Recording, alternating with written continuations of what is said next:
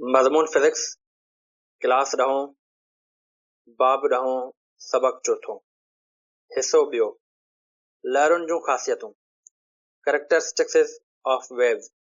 अस्सलाम वालेकुम प्यारा ॿारो, सिंध ऑनलाइन स्कूल में भलीकार, मां आहियां सनाउल अहमद। अॼु जे हिन लेक्चर में जेको असां पढ़ंदासीं उहो आहे लहरुनि जूं ख़ासियतूं याने characteristics of waves.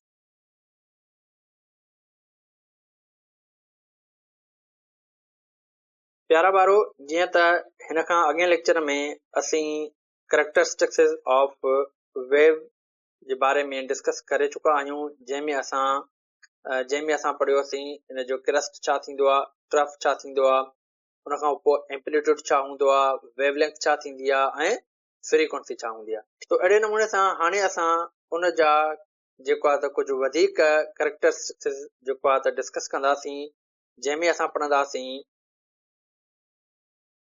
Time period छा थींदो आहे। जेकॾहिं असां टाइम पीरियड जी डेफिनेशन खे ॾिसूं त टाइम पीरियड जी डेफिनेशन में चवे थो the time taken for one complete oscillation of a wave is called its time period. चए थो त टाइम पीरियड जेको आहे असां उनखे था चऊं त जॾहिं काई वेव जेका आहे उहा पंहिंजो हिकु चक्कर मुकमिल करे उनखे असां चवंदासीं उन वेव जो उहो टाइम पीरियड आहे। ठीकु आहे। हाणे मिसाल जे तौर ते जेकॾहिं असांजो पार्टिकल हिन पॉइंट ते आहे, हिन पॉइंट खां पोइ ही हेठि वियो, वरी मथे आयो, वरी हिन खां पंहिंजी उन मेन पोज़ीशन खां मथे वियो, वरी साॻियो पंहिंजी उन पॉइंट ते मोटी आयो। हिते असां चवंदासीं त इहो जेको हेठि वियो, वरी पंहिंजी उन मेन पोज़ीशन ते आयो, वरी मथे वियो, वरी वापसि पंहिंजी उन मेन पोज़ीशन ते मोटी आयो, इहो इन जो छा आहे, इहो हिकु इन जो टाइम पीरियड आहे। ठीकु आहे प्यारा ॿारो।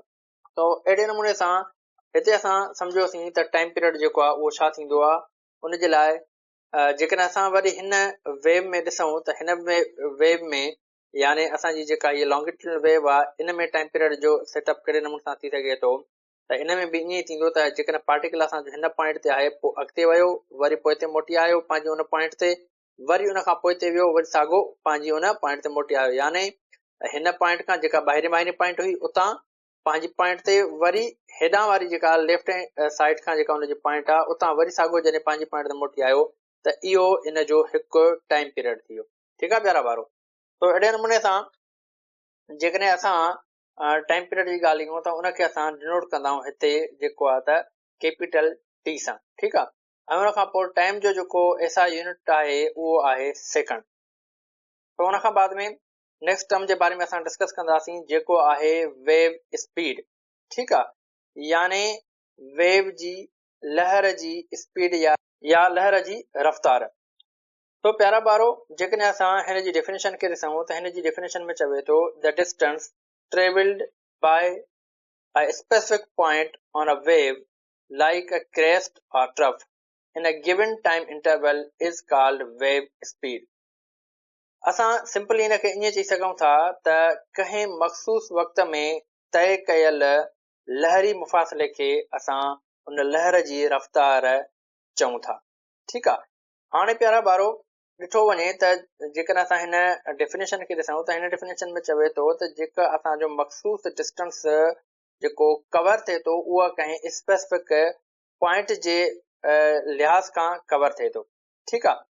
तो हाणे जेकॾहिं असां हिन वेव खे ॾिसूं त मिसाल जे तौर ते जेकॾहिं हिते असांजो ही क्रेस्ट आहे, उन खां पोइ ही क्रेस्ट असांजो ट्रेवल थी करे हिन पॉइंट ते पुॻो। ठीकु आहे। हाणे हिन पॉइंट खां ही क्रेस्ट असांजो हिन पॉइंट ते जॾहिं पुॻो त हिन जेका हितां खां वठी हेसि ताईं ही जेको डिस्टेंस ट्रेवल करे वियो, इहा लाज़मी कंहिं न कंहिं स्पीड सां ट्रेवल करे वियो हूंदो। हाणे इन पॉइंट ते इन जी जेका स्पीड हूंदी, असां उन स्पीड खे असां चवंदासीं उन वेव जी स्पीड। ठीकु आहे। पोइ इहा असांजी जेको आहे त क्रस्ट में बि थी सघे थी ऐं असांजी जेको आहे ट्रफ में बि थी सघे थी। पर उन सां गॾोगॾु जॾहिं ही पंहिंजी पोज़ीशन चेंज कंदो, स्पीड जॾहिं हुन में स्पीड अची वेंदी, जॾहिं हू डिस्टेंस कवर कंदो त लाज़मी उहो कंहिं न कंहिं टाइम में कवर कंदो। त उन टाइम जे दौरान जेको असांजो ट्रफ या क्रस्ट जेको असांजो डिस्टेंस कवर करे थो या डिस्प्लेसमेंट कवर करे थो, असां उनखे चऊं था उन जी वेव जी स्पीड। ठीकु आहे प्यारा ॿारो। तो अहिड़े नमूने सां उन खां बाद में जेकॾहिं असां ऑलरेडी डिस्कस करे आया आहियूं त जेको स्पीड जो फार्मूलो हूंदो आहे उहो छा हूंदो आहे, उहो हूंदो आहे असांजो v is equal to S upon T. S छा आहे? एस असांजो डिस्टेंस आहे या डिस्प्लेसमेंट आहे। ठीकु आहे। हिते जेकॾहिं प्यारा ॿारो असां डिस्प्लेसमेंट जी ॻाल्हि कयूं त डिस्प्लेसमेंट असांजो कहिड़ो आहे? उहो असांजो थींदो ही वेवलेंथ वारो। ठीकु आहे। तो पोएं लेक्चर में असां ऑलरेडी डिस्कस करे आया आहियूं त वेवलेंथ छा थींदी आहे। तो हिते असां ॾिसंदासीं त हिते जेको असांजो डिस्टेंस आहे उहो छा आहे? उहो वेवलेंथ आहे। ठीकु आहे। हाणे वेवलेंथ खे असां छा सां डिनोट कंदा आहियूं? उहा कंदा आहियूं ग्रीक लेटर लैम्डा सां। ठीकु आहे। तो उन खां बाद में हाणे असां हिन एस खे जेको आहे हिन लैम्डा सां हिते रिप्लेस करे सघूं था। तो हिते असां हिनखे हिन तरीक़े सां लिखंदासीं v is equal to lambda divide by T. ठीकु आहे। उन खां बाद में जेकॾहिं असां अॻिते हलूं त अॻिते असां छा था कयूं? हिन लैम्डा खे असां अलॻि कयोसीं। उन खां बाद में बाक़ी असां वटि छा बचो? 1 अपॉन टी। ठीकु आहे। तो 1 अपॉन टी जेको आहे उहो कंहिंजे बराबरि आहे? उहो बराबरि हूंदो आहे वरी जेको आहे फ्रीक्वेंसी जे। असां प्रीवियस लेक्चर में डिस्कस करे आयासीं त फ्रीक्वेंसी जो जेको फार्मूलो आहे उहो छा आहे? उहो आहे 1 अपॉन टी। ठीकु आहे। तो ही असांजो जेको आहे फार्मूलो ठही वियो कंहिंजो? वेव स्पीड जो। हाणे जॾहिं बि असांखे वेव स्पीड मालूम करणी हूंदी त असां ही फार्मूलो यूज़ कंदासीं v is equal to lambda into F. ठीकु आहे। उन खां बाद में नेक्स्ट टर्म जे तरफ़ हलूं था जेको आहे वेव फ्रंट, जंहिंखे असां सिंधीअ में चवंदासीं लहर जी अॻियाड़ी। ठीकु आहे। या लहर जो अॻु।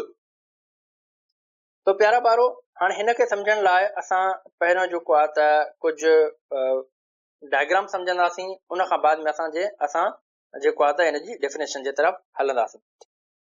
त बघा पहिरीं असां कंसिडर कयूं था मिसाल जे तौर ते ही असां वटि हिकिड़ो लाइट सोर्स आहे। हाणे लाइट सोर्स आहे, हिन लाइट सोर्स मां जेको आहे त मुख़्तलिफ़ डायरेक्शन्स में असांजी जेका त लाइट निकिरे थी। लाइट जेका आहे उहा ट्रेवल करे थी। ठीकु आहे। हाणे लाइट जेका ट्रेवल करे थी प्यारा ॿारो, उहा बेसिकली करे थी असांजी सेम स्पीड सां। ठीकु आहे। हाणे सेम स्पीड सां ट्रेवल करे थी ऐं उन खां बाद में ही जेका लाइट ट्रेवल करे थी उहा करे थी होमोजीनियस मीडियम में। हाणे होमोजीनियस मीडियम असां कंहिंखे चवंदा आहियूं? अहिड़ो मीडियम जेको असांजो सेम हुजे। ठीकु आहे। माना जंहिं बि पॉइंट ते असां उहो मीडियम खणूं था उन यानी सेम मीडियम खे असां होमोजीनियस मीडियम चवंदा आहियूं। ठीकु आहे। कुझु टाइम खां बाद में हीअ लाइट जेका आहे कुझु डिस्टेंस कवर करे वेंदी। हाणे जॾहिं ही कुझु डिस्टेंस कवर करे वेंदी त लाज़मी वरी हीअ छा कंदी? कहीं न कहीं उन मीडियम जे पॉइंट खे टच कंदी। ठीकु आहे। हाणे मिसाल जे तौर ते हितां जेको आहे त लाइट आहे उहा 1 सेंटीमीटर जेको आहे डिस्टेंस कवर करे वई त हिते बि त सेम मीडियम आहे न, जेको हिते मीडियम आहे। ठीकु आहे। यानी असां छा कयोसीं? असां होमोजीनियस मीडियम कयो आहे, यानी सेम मीडियम कयो आहे। ठीकु आहे। हाणे सेम मीडियम में जॾहिं लाइट असांजी ट्रेवल करे त कुझु टाइम खां बाद में साॻे मीडियम में वञी करे कंहिं ॿिए पार्टिकल सां लाइट असांजी टकराएगी। ठीकु आहे। हाणे जॾहिं उन पार्टिकल सां उते उहा लाइट असांजी टकराइजे थी त पोइ इन पार्टिकल खे या उन पॉइंट खे बेसिकली जंहिं पॉइंट ते असांजी लाइट स्ट्राइक थिए थी, टच करे थी, उन पॉइंट खे असां चवंदा आहियूं लोकस पॉइंट। ठीकु आहे। तो प्यारा ॿारो हिते जेके लाइट जूं वेव्स आहिनि जेके निकितियूं आहिनि उहे जेके हिन पार्टिकल सां या हिन पॉइंट ते जेके टच थियूं आहिनि उन्हनि सभिनी जी जेका स्पीड आहे उहा सेम आहे। ठीकु आहे। उन लाइट जे टच थियण जे करे उन लाइट वेव जे जेको आहे त उन पॉइंटनि ते पहुचण जे करे उन्हनि पॉइंटनि में बि उन पॉइंट्स ते बि जेको आहे त वाइब्रेशन पैदा थींदी। ठीकु आहे। उन पार्टिकल्स में बि वाइब्रेशन पैदा थींदी, पर उहा जेका वाइब्रेशन पैदा थींदी उहा थींदी सेम फेज़ जी, या असां ईअं चई सघूं था त vibrate particles at the same phase. ठीकु आहे। हाणे जेका वाइब्रेशन थींदी पार्टिकल जी उहा सेम फेज़ में थींदी। हाणे इन जे चवण जो मतिलबु इहो आहे त कंहिं पर्टिकुलर टाइम जे अंदरि जॾहिं लाइट हिन पॉइंट्स ते टच थिए थी त उन लाइट जो जेको या उन लाइट जे वेव्स जो जेको फेज़ आहे उहो सेम आहे। ठीकु आहे। हाणे असां सम्झंदासीं त बेसिकली जेको फेज़ आहे उहो फेज़ असां कंहिंखे था चऊं। तो इन जे लाइ असां हिते जेको आहे त हीअ वेव ठाही आहे। हाणे वेव में जेकॾहिं तव्हां ॾिसंदव प्यारा ॿारो त हीअ हिकु वेव न आहे, ही ॿ वेव्स आहिनि। ठीकु आहे। हिकिड़ी हीअ मथीं वेव आहे, हिकिड़ी हेठीं वेव आहे। अगरि इन ॿिन्ही खे ॾिसूं त इन ॿिन्ही जी जेका स्पीड आहे उहा सेम आहे। यानी हिते असां जेकॾहिं ॾिसूं त हिन हेठीं वेव जो जेको एम्पलीट्यूड आहे उहो ऐं मथीं वेव जो जेको एम्पलीट्यूड आहे उहो जेको आहे सेम आहिनि। ऐं उन खां बाद में जेको इन्हनि जो क्रेस्ट वारो एम्पलीट्यूड आहे उहो बि सेम आहे ऐं ट्रफ वारो एम्पलीट्यूड जेको आहे उहो बि सेम आहे, यानी ॿिन्ही जा जेके एम्पलीट्यूड आहिनि उहे सेम आहिनि। ठीकु आहे, हाणे सेम एम्पलीट्यूड हुजण जे करे असां छा चवंदासीं त ही जेका वेव आहे उन्हनि जो जेको फेज़ आहे उहो सेम आहे। ठीकु आहे, त अहिड़े नमूने सां हाणे इन्हनि फेज़ सेम हुजण जे करे पोइ छा थो थिए त हिते हिकिड़ी असांजो जेका आहे उहा बाउंड्री ठही थी वञे। ठीकु आहे, हाणे उन्हनि पॉइंटनि ते हिकिड़ी बाउंड्री ठही थी वञे। हाणे हीअ जेका बाउंड्री ठही वई, हीअ जेको स्फेयर ठही वियो, इन स्फेयर खे असां चऊं था वेव फ्रंट। ठीकु आहे, त अहिड़े नमूने सां हाणे जेकॾहिं असां हुनजी डेफिनेशन खे ॾिसूं त डेफिनेशन में चवे थो wave front is an imaginary line on a wave which joints all points that are in the same phase.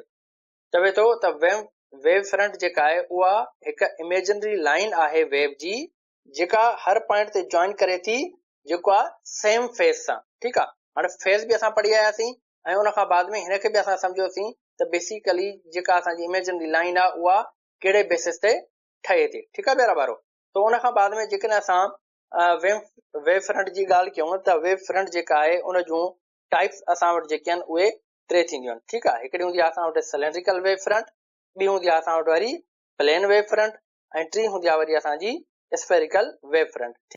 तो प्यारा ॿारो, अॼु जो लेक्चर हिते असांजो पूरो थियो। इंशाल्लाह नेक्स्ट लेक्चर में वरी असां नए टॉपिक सां गॾु मिलंदासीं। तेसिताईं अल्लाह हाफ़िज़।